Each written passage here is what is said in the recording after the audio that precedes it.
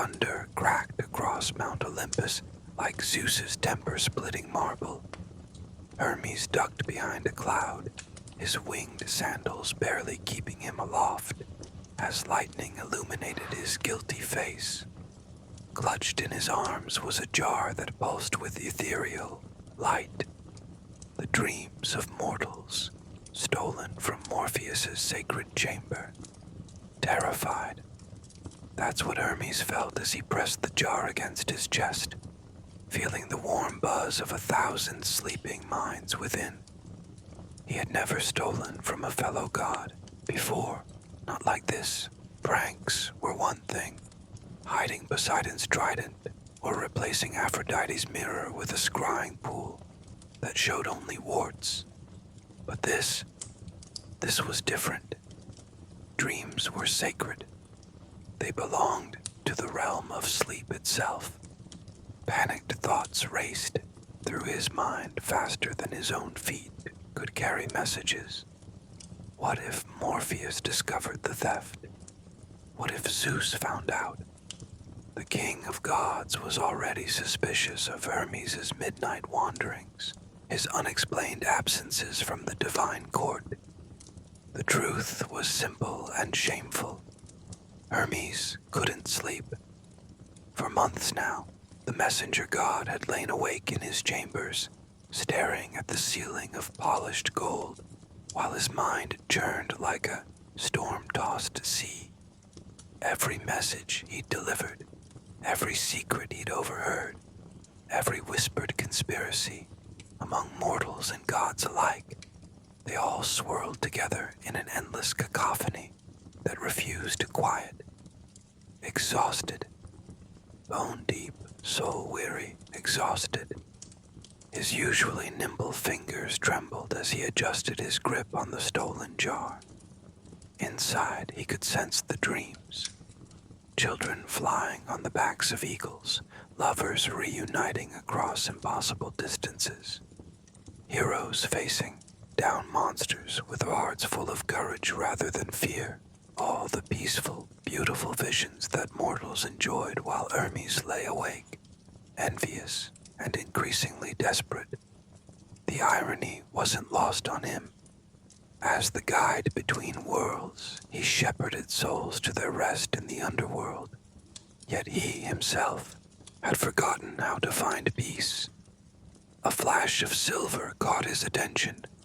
Artemis's hunting party streaking across the night sky like falling stars. Hermes pressed himself deeper into the concealing cloud, his heart hammering against his ribs.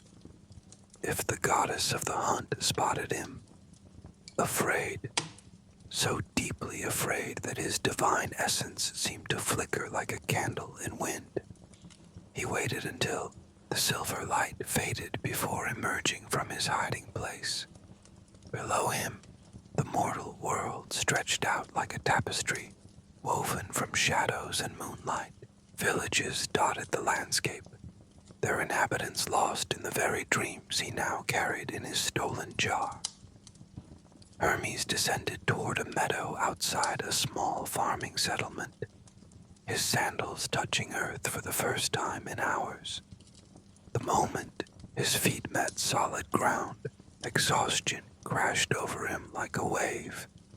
His knees buckled, and he collapsed onto the soft grass, the jar of dreams rolling from his trembling hands. Desperate. He was so desperate for rest that he'd committed theft against the natural order itself. The jar lay beside him, its contents swirling with opalescent light that seemed to pulse in rhythm with his racing heart. He reached for it with shaking fingers, then stopped. What was he supposed to do now? How does one use stolen dreams? The knowledge hadn't come with the theft. As if responding to his uncertainty, the jar's lid began to unscrew itself. Hermes watched in fascination and growing alarm as wisps of luminescent mist began to escape, each one carrying the essence of a different dreamer's vision. The first dream that emerged was from a shepherd's daughter in the village below. Her vision, she danced with clouds, her feet never touching ground, as she spun through the sky with arms outstretched, laughing with pure joy. The emotion was so strong that Hermes felt an echo of happiness flutter in his chest, the first he'd experienced in months. Happy, genuinely, simply happy for the space of a heartbeat. But the feeling faded as quickly as it came, leaving him even more hollow than before. He reached toward the escaping dream, trying to catch it, to somehow absorb it into himself. His fingers passed through the luminous mist, like it was made of moonbeams. Frustrated, angry at his own helplessness, more dreams escaped.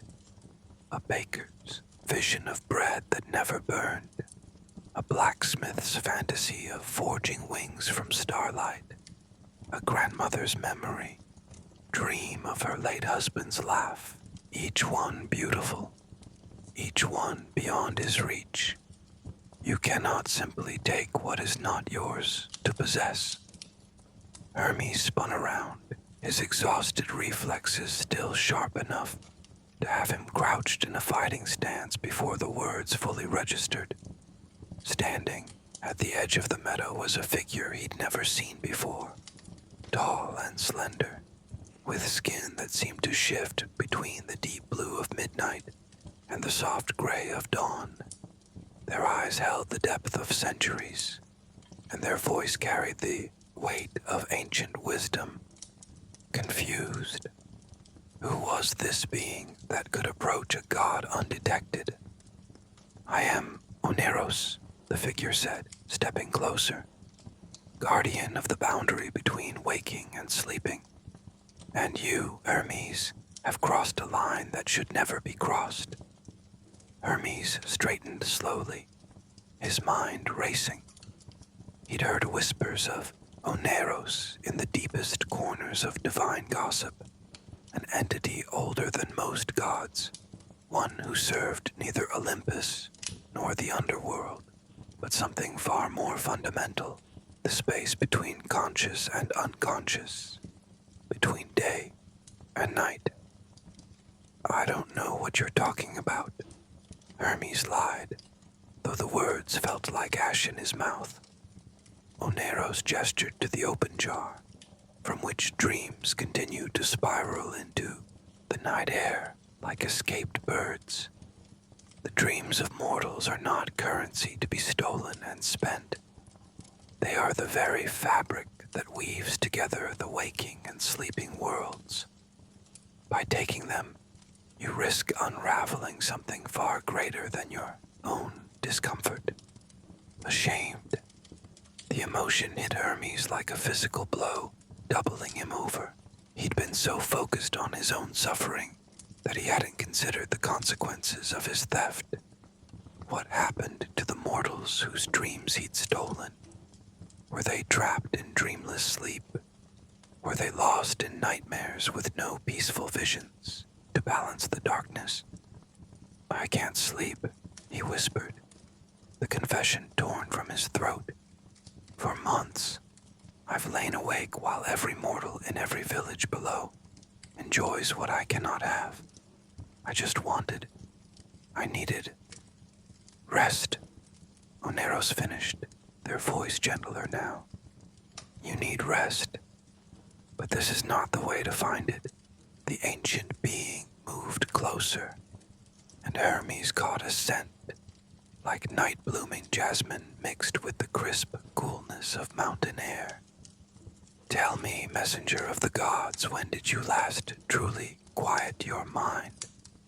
When did you last exist without purpose, without message to carry or task to complete?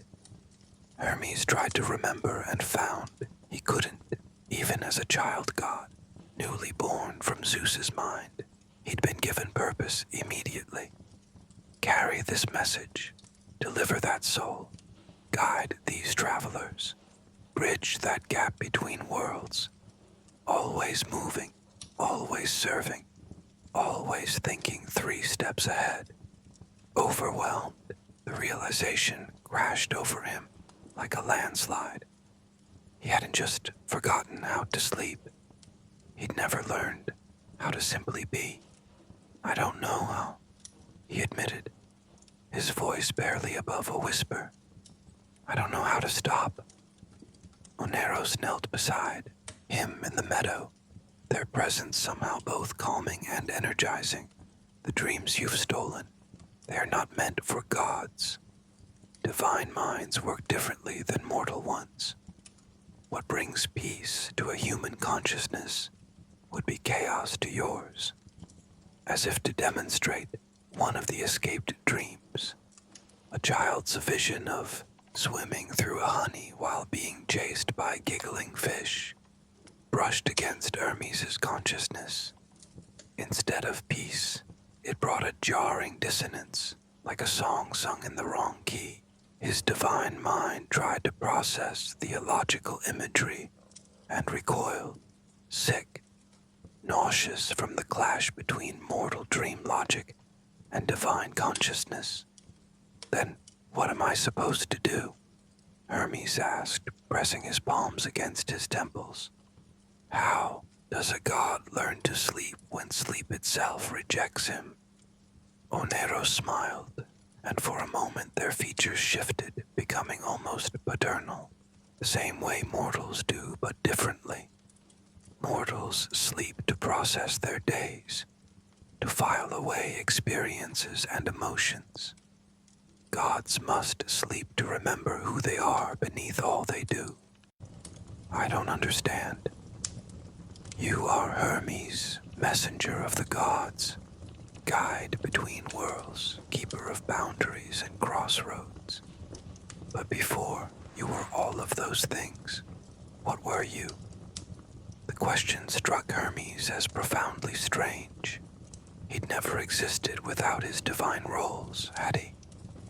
But as he searched his earliest memories, he found something buried beneath the centuries of purpose and duty, a moment of pure existence, of simply being Hermes without any need to prove or do or carry or guide. Curious, for the first time in months, genuine curiosity stirred in his chest. "I was movement," he said slowly, the memory crystallizing as he spoke. Pure movement and connection, the joy of linking one thing to another, of being the bridge that allows understanding to flow. "Yes," Oneros said, their approval warm as summer rain. "And that joy, when did you last feel it in your work?" Hermes considered this, sifting through recent memories of message carrying and soul guiding. When had it become obligation rather than celebration? When had the joy curdled into mere duty? Sad, deep, aching sadness as he realized the answer. He couldn't remember the last time his work had brought him joy instead of exhaustion. "The dreams in that jar," Oneros continued, "they won't help you, because they're not yours, but there are other dreams, older dreams, that might remember what you seem to have forgotten." They gestured, and the night air began to shimmer. The escaped mortal dreams, still swirling through the meadow like luminous butterflies, suddenly stilled. One by one, they drifted back toward the jar, drawn by some gentle compulsion that felt nothing like force. "We must return these to their rightful owners," Oneros said. "But before we do, let me show you something that might help you remember how to rest." As the last of the stolen dreams settled back into the jar, Oneros placed their hands over the container. The opalescent light within shifted, deepening from silver white to gold, and suddenly Hermes could sense different dreams entirely. These were older, stranger, and somehow familiar. Intrigued, Despite his exhaustion, fascination began to replace his fear. These are the dreams of the earth itself, Oneros explained. The first dreams, dreamed before mortals walked the world. The dreams of stone learning to grow, of water learning to flow, of air learning to carry sound and scent across impossible distances. The jar's light pulsed, and Hermes felt something stir in his divine consciousness. Not the jarring discord of human dreams, but a resonance that sang in harmony with his very essence. But first, Oneros said, standing and offering Hermes a hand up, we must right the wrong you've done. The mortals whose dreams you took are trapped in restless sleep, caught between waking and dreaming with no peace in either state. Guilty. The emotion settled over Hermes like a heavy cloak, but it was clean guilt, the kind that demanded action rather than wallowing. How do we fix it? He asked, accepting Oneros' help to stand. We visit each dreamer personally and return what was taken. But more than that, we must understand why their dreams called to you strongly enough to drive you to theft. Perhaps in their visions, you'll find clues to your own healing. Together, they lifted into the night sky, Hermes' winged sandals, carrying them both as Oneros guided their flight toward the village below. The jar of dreams pulsed between them, its contents eager to return home. Their first stop was a small cottage on the village's edge, where the shepherd's daughter lay tossing fitfully in her bed. Through the window, they could see her face creased with distress, her sleep offering no relief from whatever internal turmoil plagued her. She dreams of flying because she feels trapped, Oneros whispered as they hovered outside. Her father wishes her to marry the miller's son, but her heart belongs to the sky. Hermes felt an unexpected kinship with the girl. How many times had he felt trapped by expectations, by duties that left no room for his own desires? Understanding, for the first time, he saw himself reflected in a mortal's dream. Oneros opened the jar and guided one specific wisp of golden light through the window. The moment it touched the girl's forehead, her expression relaxed into peaceful sleep. In the dream realm, visible only to beings like themselves, they watched as she took flight again, dancing with clouds and singing with the wind. Why does seeing her dream bring me peace when experiencing it directly made me sick? Hermes asked. Because you're not trying to live her dream, Oneros replied. You're witnessing the truth it represents, the universal longing for freedom that you both share, understanding connection rather than forcing possession. They moved to the next house, where the baker lay sleepless, his hands still kneading imaginary dough even in his restless slumber. His returned dream showed him creating bread that fed not just bodies, but souls, loaves that carried love and comfort to everyone who tasted them. Moved, Hermes felt genuinely moved by the simple beauty of the baker's vision. He dreams of bread that never burns because he fears failure, Oneros explained. Each loaf he makes carries the weight of his family's survival. In dreams, he can create without fear. House by house they returned to the stolen dreams, and with each restoration, Hermes felt something loosening in his chest, the tight knot of exhaustion and desperation that had driven him to theft began to unravel, replaced by something he'd almost forgotten. Peaceful, not the forced peace of stolen rest, but the natural peace that comes from right action and genuine connection. As dawn approached, they found themselves back in the meadow where their encounter had begun. The jar now held only the ancient dreams Oneros had shown him, the Earth's first dreams of becoming. Are you ready to try sleeping with dreams that belong to your nature, rather than fighting against it? Oneros asked, hopeful. For the first time in months, Hermes felt genuinely hopeful. He nodded, settling onto the soft grass, as Oneros opened the jar once more. The golden light that emerged was different from the mortal dreams. Slower, deeper, resonating with frequencies that matched his divine essence. As the first of the earth dreams touched his consciousness, Hermes felt his eyes growing heavy. The dream was simple.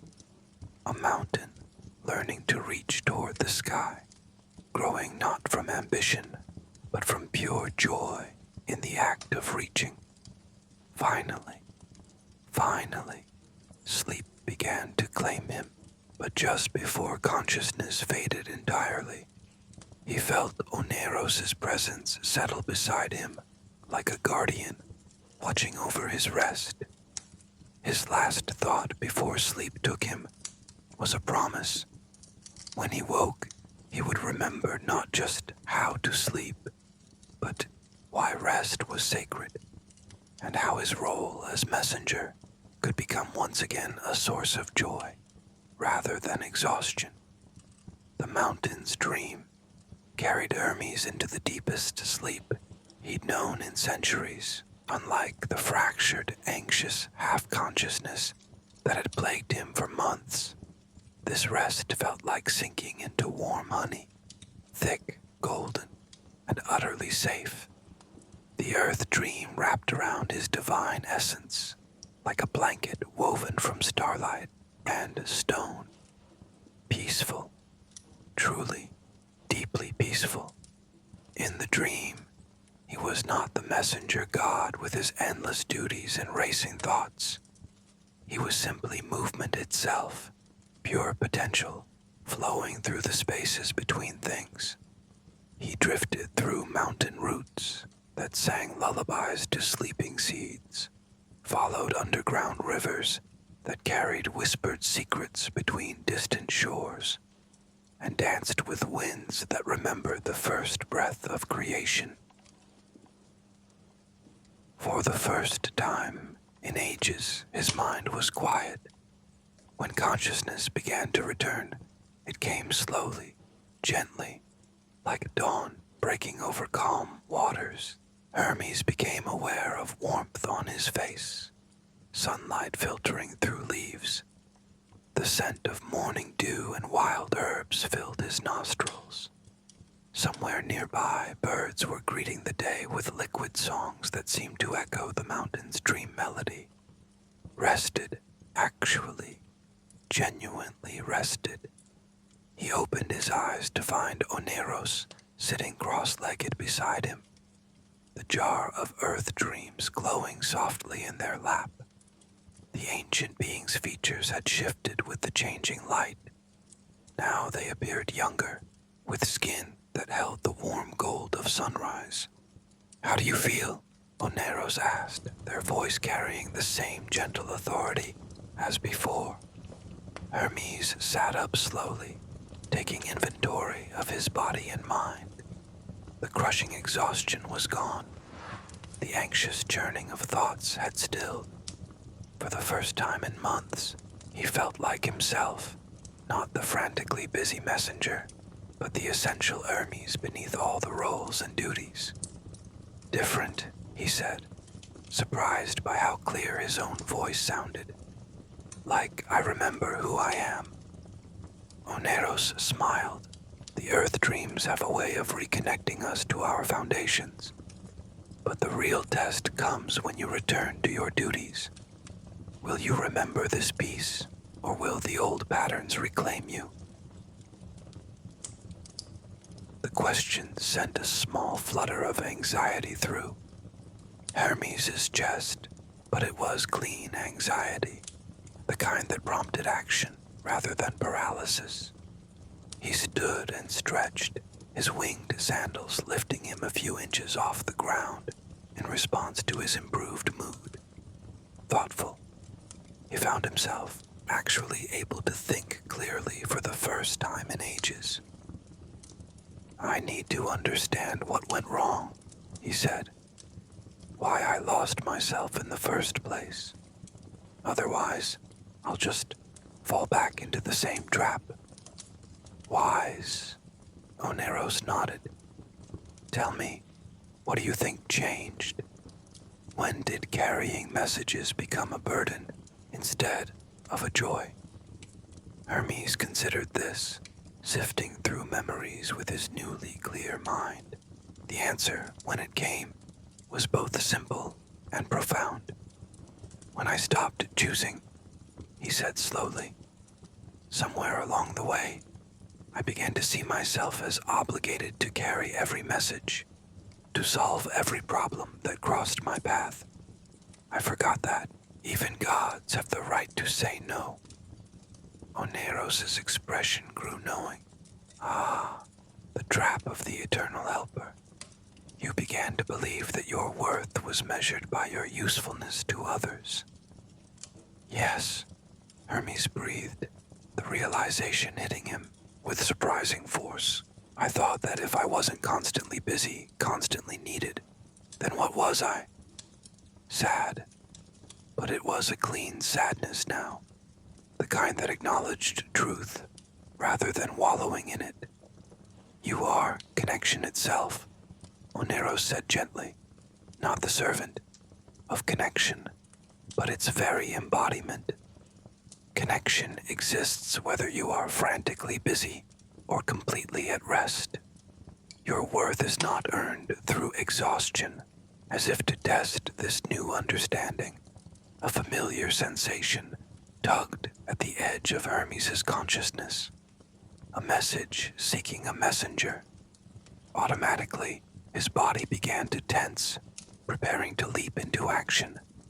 But this time, he paused. Curious, instead of obligation, he felt curious about the message's nature. He extended his awareness toward the call and found its source. A prayer from a young merchant in a distant city, asking for safe passage through bandit-infested mountain passes. The prayer carried desperation, but also hope. The merchant was trying to bring medicine to his sick mother. Compassionate. Hermes felt compassion stir in his chest, but it was paired with choice rather than compulsion. "I want to help him," he told Oneros, "not because I have to, but because his need speaks to something in me." "Then help him," Oneros said simply. "But remember, you can guide him to safety without carrying his fear. You can offer assistance without taking responsibility for every outcome." Hermes nodded, understanding the distinction. He rose into the air, his sandals carrying him swiftly toward the distant city. But this time, his flight felt different. Instead of the frantic urgency that had characterized his recent travels, he moved with purposeful grace, like a river finding its natural course. When he reached the merchant, a young man named Theo, pacing nervously in his shop, Hermes didn't immediately reveal himself. Instead, he watched for a moment, observing not just the man's need, but his character. What he saw pleased him. Theo was scared but determined, willing to risk dangerous roads for love of his mother. Instead of appearing as a god and overwhelming the mortal with a divine presence, Hermes chose subtlety. He became a helpful stranger who happened to know safe routes through the mountains. A fellow traveler who could offer guidance without creating dependency. Satisfied, the interaction left him feeling satisfied rather than drained. As he guided Theo through the treacherous passes, Hermes found himself enjoying the work in a way he'd forgotten was possible. The The young merchant's gratitude was genuine, but not worshipful. The assistance felt like a gift freely given, rather than a duty fulfilled. When they reached the safe plains on the far side of the mountains, Theo turned to thank his mysterious guide, only to find himself alone. But pinned to a nearby tree was a single golden feather, glowing faintly in the afternoon sun. Joyful, Hermes felt genuine joy at the elegant solution. Help offered, gratitude received, mystery preserved. He returned to the meadow where Oneros waited, arriving just as the sun began its descent toward the horizon.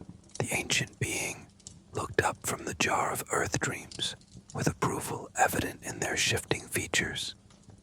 "How was it?" they asked. "Different," Hermes said, settling onto the grass beside them. "I helped because I chose to, not because I felt obligated. And when it was done, I was able to let it be done. I didn't worry about whether he'd remember to thank the gods or whether his mother would fully recover, or any of the 100 other concerns that usually follow me home. Proud. He felt proud of himself in a healthy way. Not the desperate pride that seeks validation, but the quiet pride that comes from growth. "You're learning the difference between connection and entanglement," Oneros observed. "True connection allows for space and choice. Entanglement creates obligation and resentment." As they spoke, other calls for divine assistance tickled at the edges of Hermes' awareness. A sailor praying for favorable winds, a poet seeking inspiration, a lost child calling out for her parents. In the past, he would have felt compelled to answer every cry. Now he evaluated each one with gentle discernment. The sailor's prayer felt routine. He had adequate skills and equipment, and the weather was already favorable. He simply wanted certainty in an uncertain world. Hermes sent a brief blessing, but left the journey to the man's own capable hands. The poet's call resonated more deeply. She was struggling not with lack of talent, but with fear of expressing her truth. This was a boundary-crossing moment that called for divine intervention. Hermes whispered a few words of encouragement into her dreams and nudged inspiration toward her in the form of a particularly brilliant sunset. The lost child's cry pierced his heart immediately. Without hesitation, he guided the parents toward their daughter's location, ensuring a swift reunion. Each choice felt deliberate and right. Each intervention was measured and appropriate. And most importantly, each decision was made from a place of strength rather than exhaustion, balanced. For the first time in ages, he felt truly balanced. "I think I understand now," he told Oneros as night began to fall. "My insomnia wasn't just about being unable to sleep. It was about being unable to stop. I'd forgotten that rest is not just a biological necessity. It's a spiritual one. Even gods need time to simply exist without purpose." Oneros nodded. "And what will you do with this understanding?" "I'll create boundaries," Hermes said with growing conviction. "Not walls that cut me off from those who need help, but healthy limits that allow me to serve from fullness rather than emptiness. I'll schedule rest the way I schedule everything else, not as a luxury to be earned, but as a necessity to be honored." Wise. The decision felt wise in a way that settled deep into his bones. "And if the old patterns try to reclaim you," Oneros asked, "if the weight of others' needs begins to crush your sense of choice again?" Hermes considered this. "Then I'll remember tonight. I'll remember that my worth isn't measured by my exhaustion, and that helping others doesn't require sacrificing myself. And if I forget, he looked at Oneros with hope. Could I call on you again? The ancient being's smile was warm as summer rain. I am always at the boundary between waking and sleeping, Hermes. Whenever you need to remember how to rest, truly rest, I will be there. As if summoned by their conversation, a drowsiness began to settle over Hermes. But this time, it didn't frighten him. Instead of the panicked resistance that had characterized his recent relationship with sleep, he felt welcoming anticipation. Will you stay while I sleep? He asked, settling back onto the soft grass. For as long as you need, Oneros replied, reopening the jar of earth dreams. Though I suspect you'll find that you need less watching over than you think. The golden light of ancient dreams began to swirl around them once more, and Hermes felt his consciousness beginning to drift. But before sleep claimed him, he had one final realization. Grateful, overwhelmingly, simply grateful. Thank you, he whispered to Oneros, for teaching me that gods too are allowed to rest. Thank you, Oneros replied softly, for remembering that service born from joy is the highest form of divine work.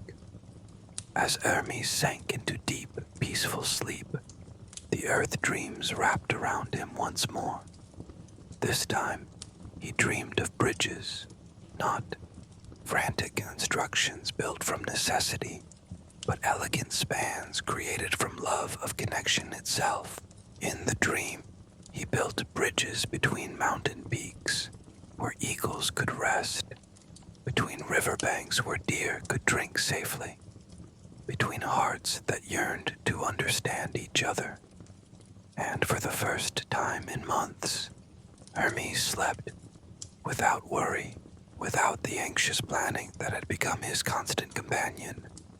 He slept the sleep of the truly peaceful, those who know their worth is not earned but inherent, those who understand that rest is not selfish, but sacred. When dawn came, he would wake refreshed and ready to serve once more. But now his service would come from choice rather than compulsion, from fullness rather than emptiness. He would carry messages with joy, guide souls with love, and bridge gaps with the pure delight of connection itself. And when the day's work was done, he would rest without guilt, knowing that even gods deserve the gift of peaceful sleep. The golden dreams of the earth sang him deeper into slumber, and Mount Olympus settled into a quiet that had been absent for far too long. In the silence, even Zeus, known for his tempestuous nature, found his own rest easier to come by. For when one god learns to sleep peacefully, it creates ripples of calm that spread throughout all the divine realms. And sometimes, if mortals are very lucky, those ripples reach them too, blessing their own sleep with a touch of the same golden peace that finally allowed Hermes to dream.